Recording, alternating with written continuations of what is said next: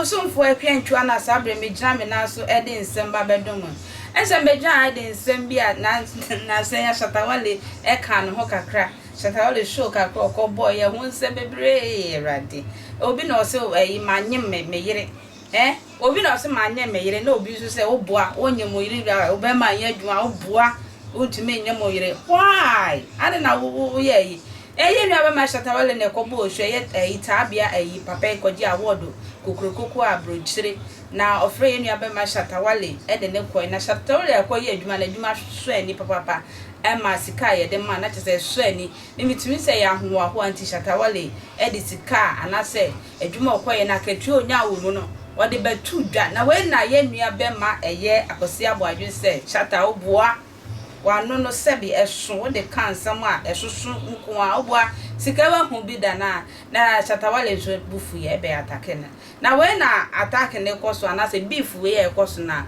na ye nua be ma ono so otako na mama ground show no so United Showbiz no Ernest papa Ernest ono so epie mu wo ensem bi sai hu already no se na se shatawale se wakoji se sika we na wo so wo asem eka wo ho ana mesra o se ya akwasi Ernest nua be ma akwasi Ernest o se ni aye nua be ma akwasi ABOAGYe ye no ono otumi se ya baisem kakra ya baisem ni ahoya ya baisem ni ahoya pa na evi kra so obi si wakobo show ana so obi si wanyem na yire ana so obi si wakoto ade we 1 cedi adenti na wo challenge ni sa ade we enti say 1 cedi enti ye papa akwasi ABOAGYe nua wa ye no otumi hu se enibre ene ahoya na ye no no sa sika no kwa shatawale bre ni mu bianka onje ana na brofo no kro omo ni omo koye adwuma omo nyina bogye shatawale so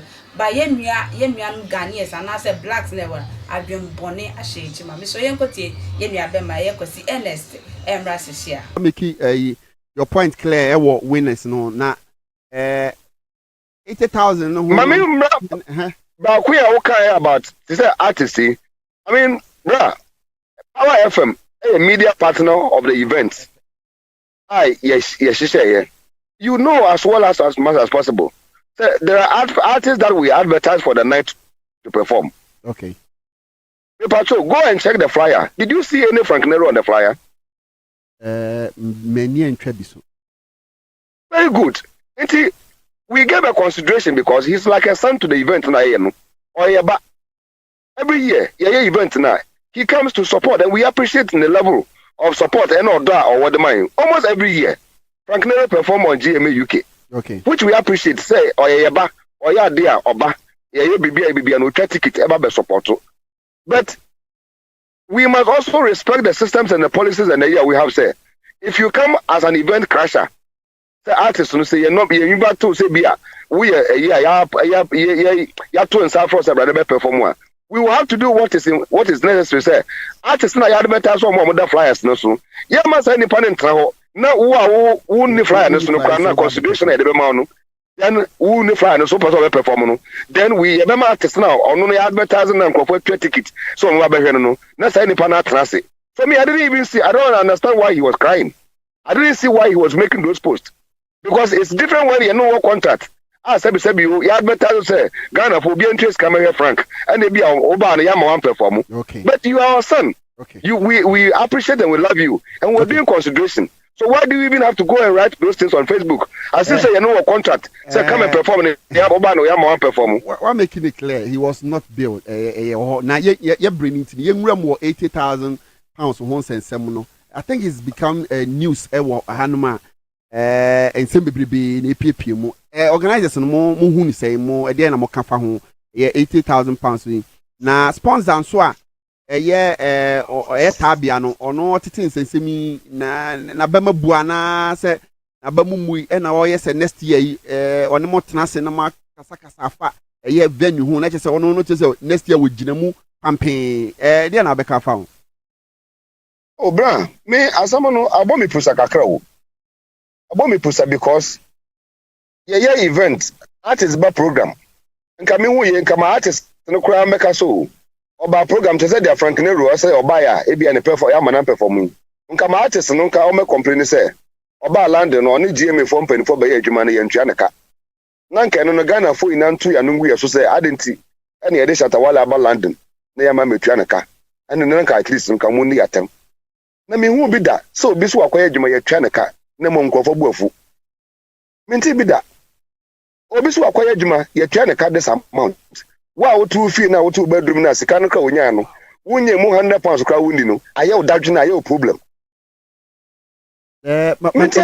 ma mimbusa asemo emu do hipa because Shatawale sika na waje no mu obetumi appoint media person a Shatawale betumi kwa ye mu be 200 pounds de ama no say jikodi ma be adwuma Holland manye sika nti jikodi na nipa no kwa nka so okay nti sese nipa bi ye worried about bi salary ma that's part TV ha bra say Shatawale eye artist na ode asema betu dwa eye social media we are seeing nyina no.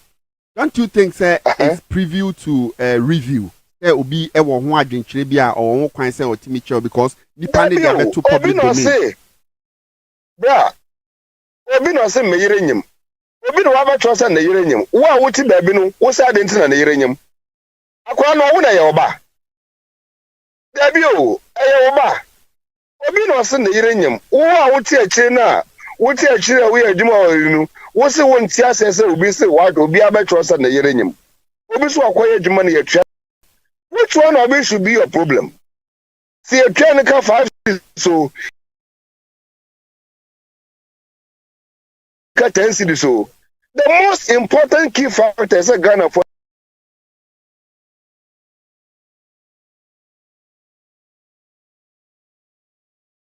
it is that somebody went to work and he was paid. Whether it was £1, it was £5. That should be the interest of Ghanaians. Okay. That should be the interest of Ghanaians. Should somebody's salary be a problem? Now, bruh, time I know we are doing diaspora TV. Maybe say, what to me back our country trader. Were you able to tell? And maybe so. We pay now with you diaspora TV. I say, catch it, you know. I put it to you now on the desk. Catch it. How much was your salary? Last time I know we do diaspora TV. No pay. I say. And the is okubusa me yire na na give salary. So why should somebody's want to be a problem? If you cannot tell me yours, why should somebody's own be a problem? Because it's obi akatria bra. Ye na kwame so. Obi a studio ho. Mumbi sa. Obi akatria. I don't necessarily obi akatria be problem. Obi how? Okay. Because ukoye adwuma na etua ka. Me tell me adwuma mba ye betua meka. Nti ne ye tua meka na kwame anso so onte ase kwese na zakwa adwuma Holland na etua meka. What the betu gadi obitima achana dwe. Enti awon ya mama trema meti a wo from radio so here meti ye wi madam them 3 days in code achi me. No, nti kan kan person betua meka. It's witchcraft. Hey. I'm telling you, it's witchcraft. Wow. A total black man witchcraft. So obi akoya adwuma na etua meka na wo so onte ase. I don't understand it. Why should it be our problem? Doc. What can be?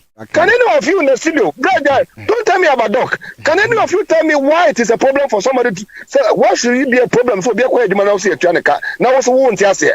You want the person to come and staff? Okay, oh, Nipa trust Obani and Tranica. Now then you know, so there's a concern. No come out for a Lordia. I don't know what they shut out London. I call a program. No one Tranica. Doc, Juma or London. I'm at the whole Ghana. Nipa wo London ni kromo ha ina no. Broni a odi Shatawale kra fi ni hotel baye. Bra, broni na ni aje. Ama broni ni kra se. The white man ko ni aje. Doc. I want celebrity. Doc. Yes boss. Broni na ni aje o. Yes. Me da ase se oje bretwa me se beef mu ya na mu ntwa so wate shata akọje ni sika.